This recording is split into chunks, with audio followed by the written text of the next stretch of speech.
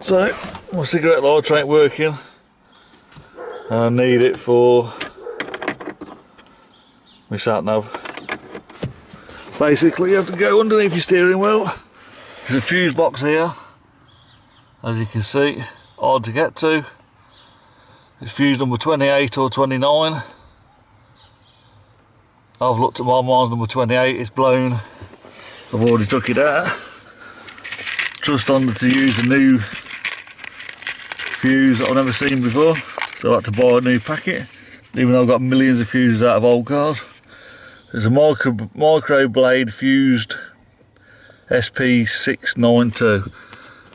That's what the old one looks like, and that's what this one looks like, so hopefully it will fit.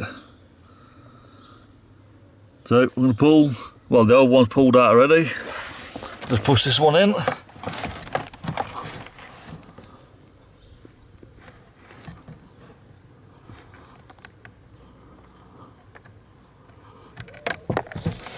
Off camera. So that's the fuse box. Let's change that one. You have to get the exact fuse. Them fuses I showed you earlier did not fit, so make sure you get the exact one. Ridiculous. Most painful job I've ever done.